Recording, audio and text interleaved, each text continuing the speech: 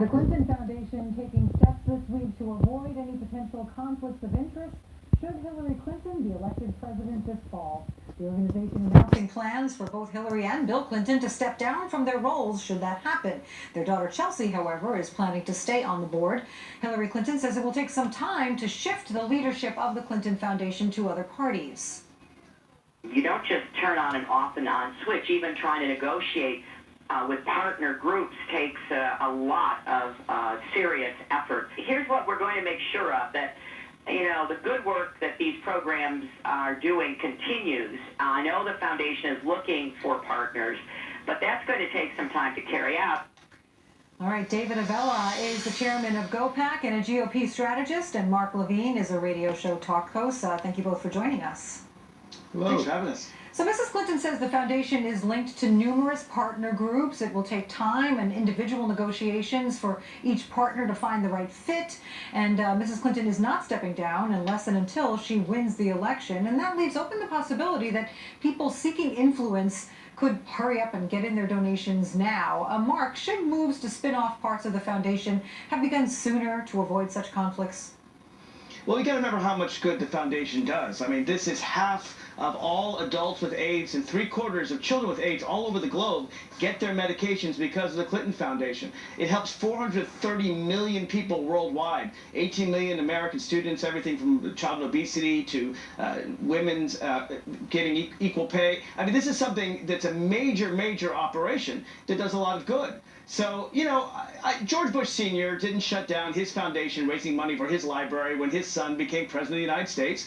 And I think that I understand why they're shutting it down, to avoid any kind of appearance, but let's not pretend there's anything really wrong with it. Well, David, as you know, this is a controversy because of the accusations that Mrs. Clinton, while she was Secretary of State, sold access to her office in exchange for donations to the foundation. The latest batch of released emails from the State Department shows that big donors from non-government agencies appear to have been rewarded with access to Mrs. Clinton at the very least, and that access might have led to other benefits. Let's see how the DNC chair is defending that on CBS News.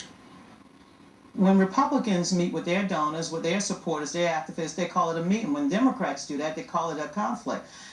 It's not pay to play unless somebody, actually gave someone 50 cents to say, I need a meeting. No.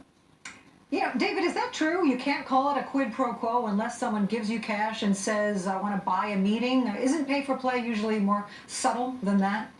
We don't know what was said in those meetings. That's why we can't tell whether it's pay to play, despite what Donna Brazile just said. Look, the Clinton Foundation underscores that the fact that it doesn't matter, the foundation is irrelevant to this topic as a whole. It really speaks to who Hillary Clinton is as a person. And the Clintons will use any vehicle they can to use, bend, or just break the laws to their advantage.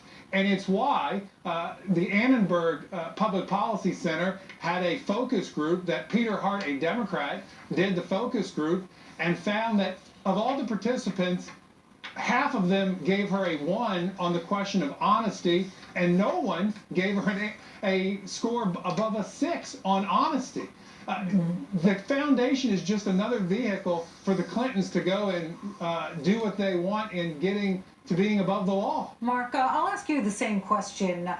Isn't pay for play usually more subtle than someone actually saying, I'm doing this to buy influence with you in your political position? I actually find this whole discussion amazing. So every single politician in the United States, federal, state, and local, tens of thousands of politicians, take money from donors. And many of them meet with their donors. That's exactly what GOPAC, David's organization, does. They raise money. And in fact, when Newt Gingrich ran GOPAC, he said for $10,000, you can get an uninterrupted hour with Newt and try to influence him on policy. That is our system. Now, Democrats are fighting against this system. We don't like money in politics. We want this to be transparent. We had the Disclose Act in Congress, which the Republicans said, no, we refuse to disclose our donors. The Clinton Foundation has disclosed all of their donors, and guess what? The money isn't going to Bill and Hillary Clinton. The money is going to help people all around the globe, whereas Republicans are pocketing this money. They developed this system. They support this system. I mean, do you support, David, overturning Citizens United and public financing and all the things we liberals want to get money out of the system? No! Look at Donald Trump's economic advisors. Who are they? A bunch of white white male billionaires, all of whom stand to profit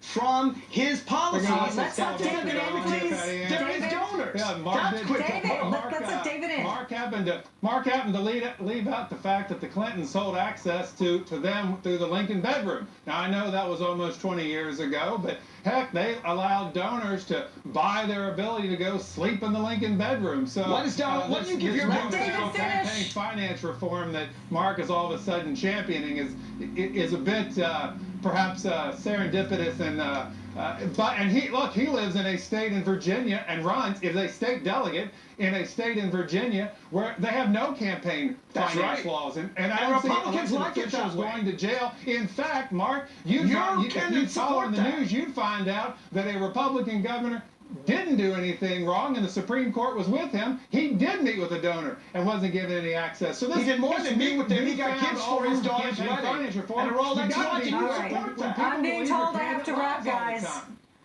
Hope maybe you can finish this off camera. I don't know. Thank you both, David Abell and Mark Levine. Thanks for joining us. I think you need one of those NFL, whistles, Referee. referee Yes. whistle. Have you heard about this in North Korea? They actually vowed to blow the lights out at the DMZ and open fire on our troops. So what happens if they do? In reaction, there's talk of new sanctions, but coming up, we'll tell you why a new study says Kim Jong-un, well, he may not even care.